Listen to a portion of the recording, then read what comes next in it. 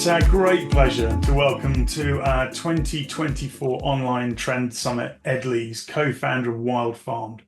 We're going to have a great discussion. We're going to talk about regenerative food production, circular feed systems, a bit about regen standards, and crucially, the point of this discussion really is about how we rewrite the rules and flip these principles into commercial business models. So Ed, thanks for joining us today. It's a great pleasure to welcome you to our virtual stage. Thanks, Charles. It's great to be here. To those that are joining the summit today, if you're here as a Trend Hub subscriber, you can discover more about the topics covered in this discussion in our 25-26 food and drink trends framework, particularly under the trend that we call crops and carbon, under the mega theme of keep it real. So let's jump in. Ed, let's start with, please, what is Wildfarmed and what is it setting out to do? Wildfarmed is a regenerative farming and food business that grows food or works with people who grow food in a nature-friendly way that's better for you and better for the planet. Okay, simply put, excellent. That's brilliant. And I think it's probably a good place to start just to get some kind of clarity. What for you is regen agri, and why is it really important to progress this way of progressive farming, to change the food system, and what happens if we don't, I suppose? Yeah. Regenerative agriculture, a definition I heard by Gabe Brown recently, who's one of the godfathers, is growing food in a way that restores ecosystem function while increasing profitability. Why is it important? Because post Second World War, there were many people in the world starving, and there was not enough food, and there was a very clear link to a population boom from about 2 billion people to about 6 billion people in the next 50 years. And what came out of that was, the solution to that was the Green Revolution, which was started by Norman Borlaug, which I think doesn't get enough credit as one of the miracles of modern of humankind. I think it's up there with electricity, with the internet, with things that aren't celebrated enough. But the focus of the Green Revolution was yield, weight, because there was a starving global population. And to some extent, globally, although distribution is not perfect, we solved that. And we focused on that one thing, but at the expense of focusing on everything else, which has put the long-term viability and sustainability at risk. And I get that the focus was all on output and not everything else. But it feels like we're on a journey and on a trajectory. For you, if we don't embrace this, what happens? What does the future look like? Yeah, I mean, we've seen firsthand, the weather patterns are changing rapidly, and the resilience of the food system has been tested and will continue to be tested, whether by weather or geopolitical events or anything else. That is the unknown unknowns that I find more concerning. But in reality, there's the actually, will we be able to grow enough food? And then equally, I think not enough of a connection made between the certainly in the global north, the health crisis and the food crisis, because I think they're one and the same thing. Yeah. I mean, we're going to be actually talking as part of this summit about healthy, sustainable diets, actually, as well, which you were alluding to in that statement there. Is there, from your point of view, are there any kind of numbers, any stats, or anything like that when you think about all of the work that you're doing, what is it you're trying to prevent happening, if you like? At Wildfarm, we're combining nature and food in the same place, rather than we have a very strong UK focus, and the UK is in the bottom 10% in the world for nature depleted countries. And I think there's not enough connection made between people think that nature is, birds and butterflies and bees, that's kind of nice, rather than it's absolutely crucial for functioning ecosystem. So yeah, the UK is in the bottom 10% globally. We're the bottom of the G10. And in my lifetime, we've lost 50% of invertebrates. I Yeah. mean, that in itself is absolutely critical to the continuation of being able to grow food. Yeah. And where 70%, I think, of the country is agricultural land. Hmm. I'm not here to make a judgment on which bits should be wilded or not wilded, but if we can't find a way to combine nature and food in the same place at the same time, not only are we going to miss government targets, we're going to seriously imperil ourselves and and our children. Yeah.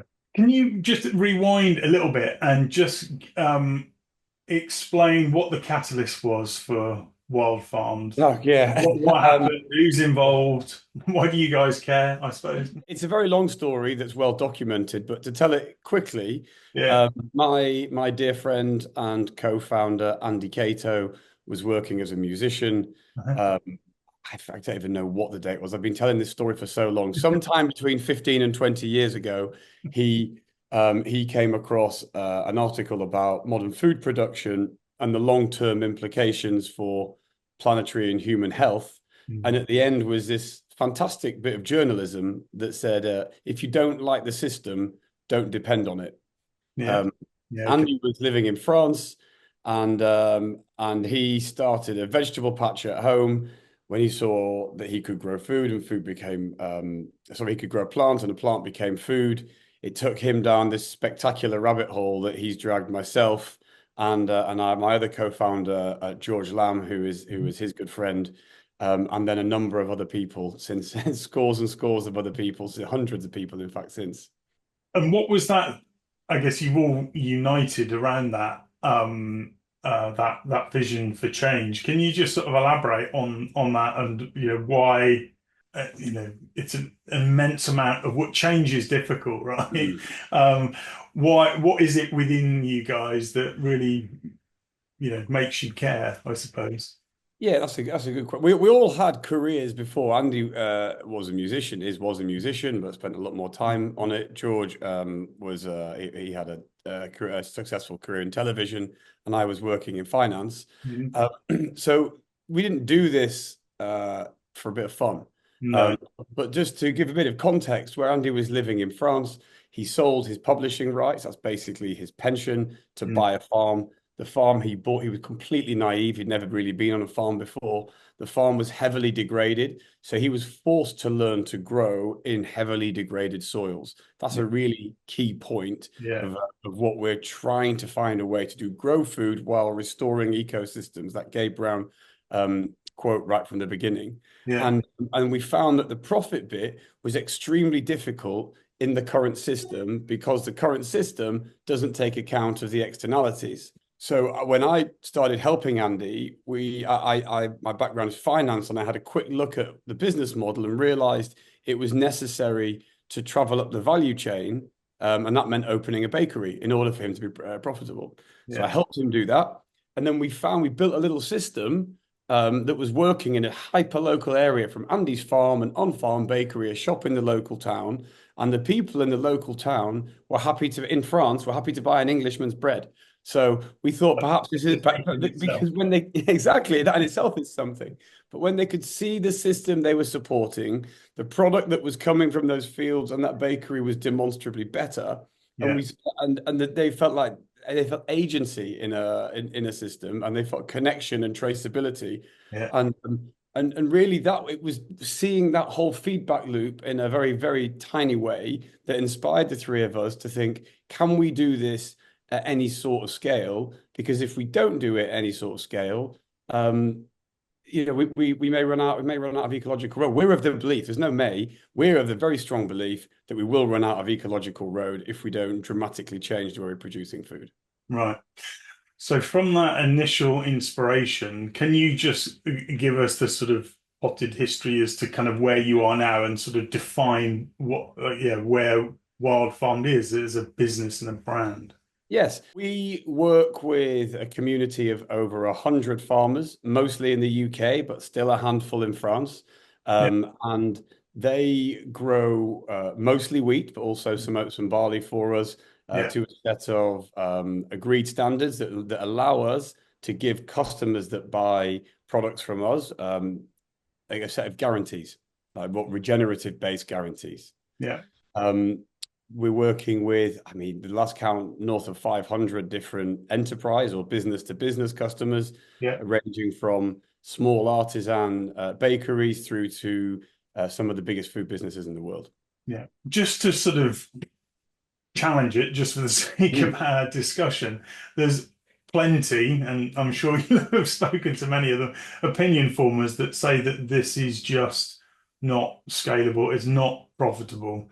And what's your rebuff to that? Well, I'm delighted that you linked those two things because Wildfarmed is not a charity, Yeah. um, but also it's a business. The thing that intrigues me about it is it's a business model for the 21st century. It's Yeah. deeply rooted in the 21st century Mhm. ideas of collaboration and vast majority of the food system today is evolved out of industrial revolution Yeah. times. There's so many of these big businesses, late 19th century, early 20th century formed, and billions, hundreds of billions of dollars of capex over the last 150 years.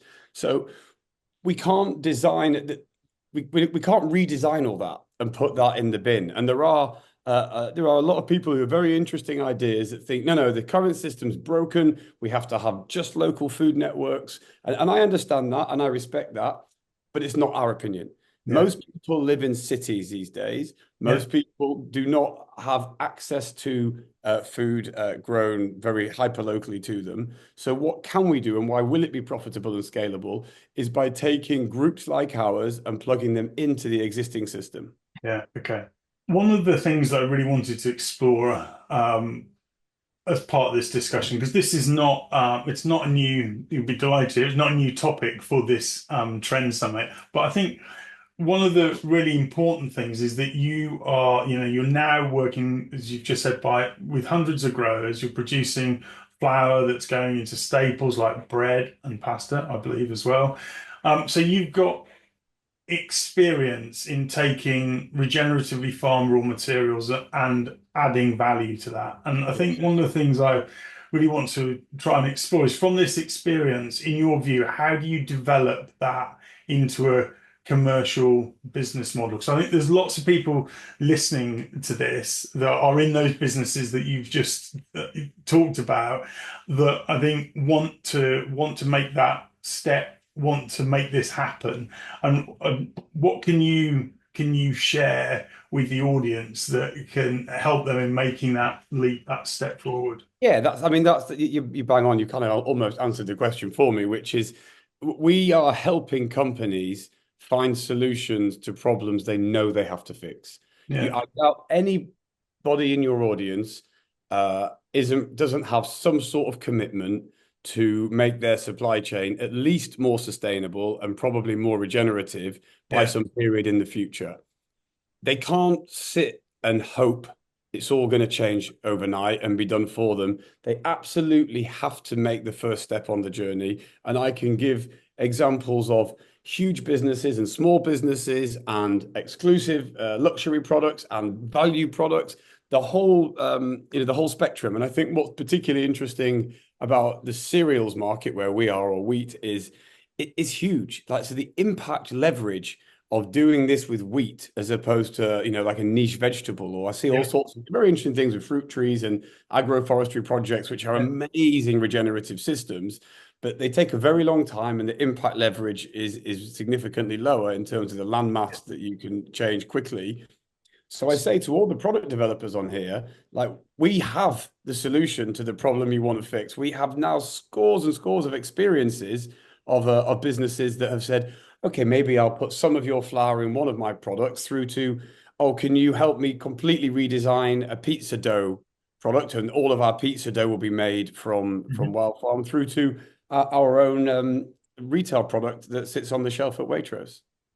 Because I, like speak to many people in industry, and I think they're almost a bit scared to ask the question because Mm. it feels scary, it feels daunting, it feels something that perhaps they're just not going to, they're just going to get pushed back. So, can you give us some examples of projects that you've worked on where you've actually helped them to make that step? Yeah, I think two great ones. Well, we can talk about pizza for a start. Two great ones are Ask Pizzeria and Franco Manca. That's two Yes, of the best loved pizza chains in the UK. Been absolutely. around a long time. They're not, so they had to re-engineer products, and both of them have switched to doing products completely made with wild farm flour. And in the last 2 years, and I think that's a great example. Equally, businesses such as the bread factory, Mhm. which owns Gales, and also Yeah, one of the, if not the best, that handcrafted food service provider in certainly in London area. yeah, Um, these guys are deeply committed to improving their supply chain, and so they found a way. They didn't switch all their flour to wild farmed overnight. We wouldn't be able to have no, fulfilled that anyway. But and at the retailer level, Marks and Spencers, they started it, I think, 3 years ago now. yeah, They realized at Marks and Spencers are known for the quality of their provenance. They've always been known that they're one of the most, if not the most trusted retailer in the UK. Waitrose again. Waitrose are on their journey to being a regenerative supermarket, and we went to see them and discuss a flour thing. And the chief commercial officer at Waitrose, who's one of the most progressive thinkers I've met in the food space, encouraged us to bring a branded proposition, which we've done, and it's doing really, really well. is there sort of any sort of other words of wisdom to those? What resources are available that you can support businesses with? Because hopefully people listening today are like, yeah, okay, maybe this is possible. This is something I can champion through my organization. What sort of support and resources are available? Yeah, we do a lot of that ourselves. We have product developers on our team who Mhm. can help with all that. We have, specialists, some of the top bakers in the country, top food developers in the country who work with us, and we're super fortunate throughout Wild Farmed of Mhm. the quality of people who are attracted to this project. Yeah, On a purely financial basis, we shouldn't be able to afford these people, but they are super, super keen to work with them because the best people know that this is the direction of traffic. yeah, no, absolutely. You talked about working with 100 of suppliers. Can you give us any sort of sense of scale in broad numbers in terms of the kind of level of volume that's available, Yeah, currently? I can tell you 3 years ago, there were four of us in an office taking bags of flour round to bakers in Hackney. And today, like I say, we're serving 500 customers, and we've doubled the business in terms of output and revenue. Well, we actually had a relatively low start, then quadrupled it, and then doubled and doubled. And I think we'll continue to. I know we'll continue to. And to give you an idea of scale, we've gone from being a small niche operation to being involved with some of the biggest businesses in the world, I think is the best way. I think I don't know what raw numbers to give that would make any logical sense, but Yeah, okay. the, No, the, the breadth of customer that we're dealing with from, like I say, the biggest food manufacturers, the major retailers, and some very high profile QSRs that will be getting announced early next year. yeah, well, that's very exciting, and that is an illustration of the ability to scale this, which was back to my original point. Um, Earlier on, when we talked about sort of defining what regenerative is, how important is it, do you think, to have a common set of standards, metrics, aspired to outcomes, and what's kind of happening on that front? Do you think Yeah, it's that's a great question, and it's a really important question for this audience, which is we were the first arable group in the UK to come up with a defined set of standards that were third-party audited under regenerative agriculture, should we say? Mhm. And there's others in other areas, but in arable we were the first, and we came up with those standards through lots of research throughout our community based on this husbandry would create certain outcomes. But Mhm. outcome measurement was difficult and still isn't perfect. But Yeah. the rate of improvement in the last 3 years means that exactly as you say, what we can now do is give guarantees based on outcomes. And I think that's a huge piece for the people listening to this, because the product developers may think that's a great idea. Typically, the sustainability departments love it, but there has to be rigor in being able to prove that what we're doing is what we say we're doing. And I'm of the belief that unless you can see who's grown it and how they've grown it, it's difficult to really believe Yeah. any claims that are being made about it. Do you see a world where there's some kind of identity around regenerative in some, as in a mark or accreditation or something like that? So from a consumer shopper's perspective, you can easily identify what those kind of products are. Yeah, I mean, those exist in sort of nascent form. But again, it's my view and the house view that verifications are a 20th century solution, and we've got 21st century tech and 21st century problems. Yeah. It's why we've done it as a brand. There are 463 certifications for food in the UK, and I'm of the opinion that the consumer is confused and disengaged with it. But Yeah. I do believe that they associate with brand. Brand reputation is incredibly hard won and very easily lost. Yeah. But it also has a much greater leverage on changing consumer behavior. Yes. I think a wild farmed bread or a wild farmed focaccia is to those who know who we are is has much greater impact than a regenerative one at the moment. Yeah. Okay. But I also think consumer awareness of regenerative is increasing massively. So, Yes.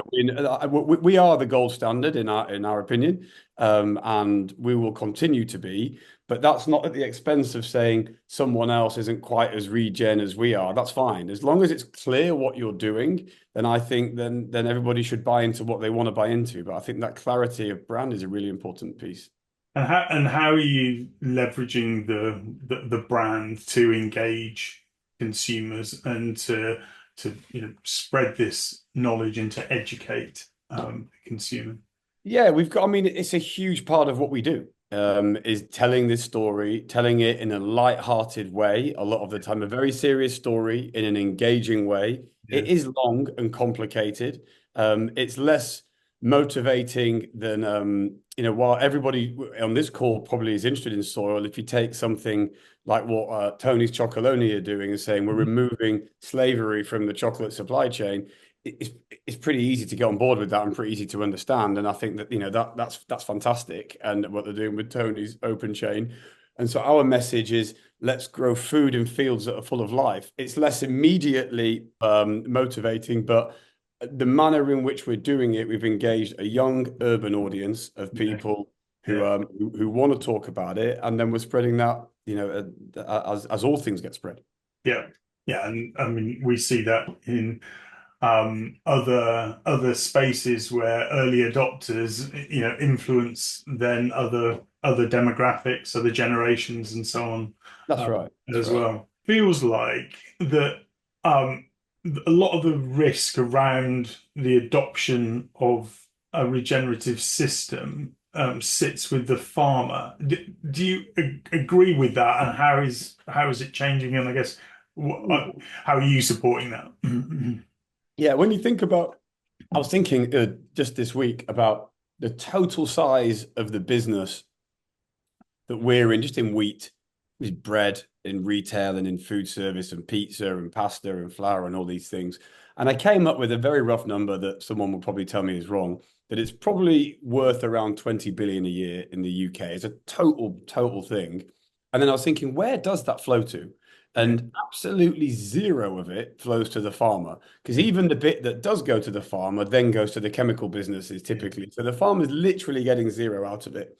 So what can we do about that? We can't ask the farmer to make the change without creating the correct incentives. Yeah. The vast majority of soil is at least somewhat and often highly degraded from the decades of use of chemicals.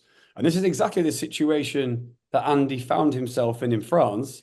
But he put himself through hell and had another job. So over a period of years, he could improve his soil. Now, asking farmers to do that is simply absurd. Yeah. So what do we have to do? It goes back to something I said earlier in the conversation about being a 21st century business model. It has to be collaborative.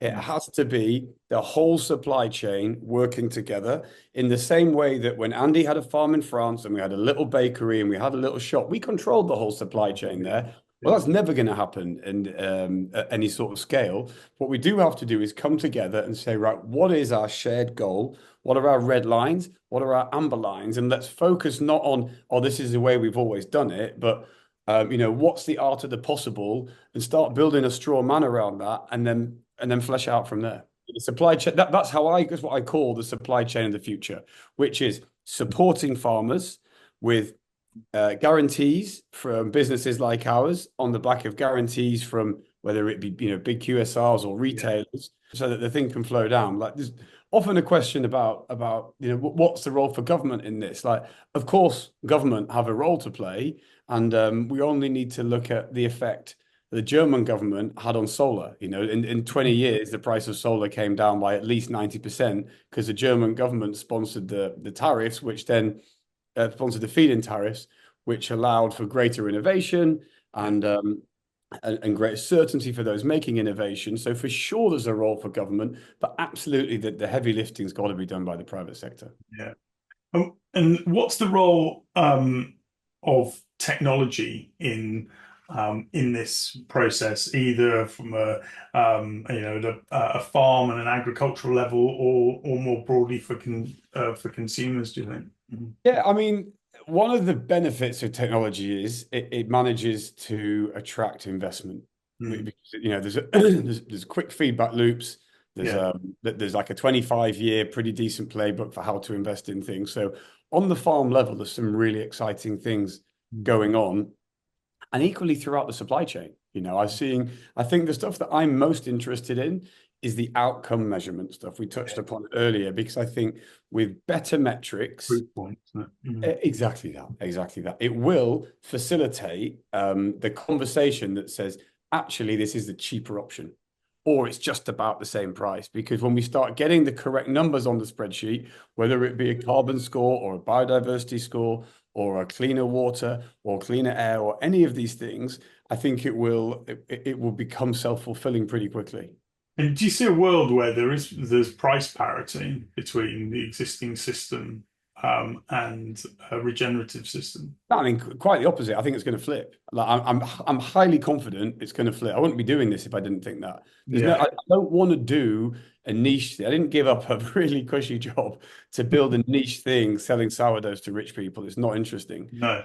We there's no question in my mind that that's what's coming. An example I give regularly is that pre-GAAP accounting, your general accepted accounting practices, it was basically impossible to do international M&A because you didn't know what you were looking at. And then we came up with an agreed set of metrics. This is a balance sheet. This is an income statement. This is a cash flow statement. Boom. And the same things are happening now. The big consultancies, they all come and see us. And I used to think, why do they want to come and see? Why are they interested in what we're doing? And it's because what is going on now is people are getting organized with how are we really going to measure the true cost of food. And when true cost accounting comes into food, and I do think it will come sooner than most people think, Yeah. then it will be Absolutely. I think it'd be very clear very quickly that the price is cheaper. And then that little bit of sponsoring it to get going, whether it's the government's doing their bit or the food businesses, and I would suggest everybody has the obligation to do something. Yeah. That will improve the system. And then when we get through that sort of first like difficult bit where the soil microbes are improving, it will become self-fulfilling from there on. You've talked a little bit, referred a couple of times to perhaps the 20th century way of doing things and 21st century business. What do you see are those kind of key principles, the differences between those two universes? Yeah, it's I mean, Andy, I don't know if you ever listened to Andy speak. He talks like a poet, but it's the same thing as in the field, which is a mindset of collaboration and nurture versus suppression and control. And it's exactly the same in the boardrooms or the meeting rooms, which is how can we work together to improve a thing, to improve products or make new products or improve versions of previous ones by incorporating the products coming from these systems. How can we make sure that the correct funds flow down to the farmers to give them the incentive to do it? Yeah. No, brilliant. You've alluded to a couple of things during the conversation. Can you give us some clues as to what's next? Wild Farm, what's coming down the track that we can get really excited about and inspire this audience with it's going to get everyone super excited to get on board with these principles and come talk to you. Yeah, we're just getting started. Like we're only just out of first gear, to be perfectly honest. There's it's gone from us knocking on doors to people coming to us. We're now in a situation where we have a number of manufacturing partners, so we can essentially find a way to manufacture any product made with wheat, and there's a load more stuff coming with oats and barley. There are a number of big things that I can't quite talk about. I'm not being a pain in the ass, I'm sorry. Early next year, very high profile stuff, but more important than the high profile stuff is just doing that every day. Yeah. So every single product, find a way to get some of our product into what you're making. Come and see us. Do not assume it's too expensive. Do not assume it's not possible. Excellent. Well, that sounds like a brilliant call to action. Ed, thank you so much from Team The Food People and the 2024 Summit audience for sharing your bit about your journey, why regen is so important, your expertise, your knowledge, and that invitation for everyone watching today to come and be part of this food revolution. Thank you so much for joining. It's a great pleasure to talk to you. No, great. Thanks very much.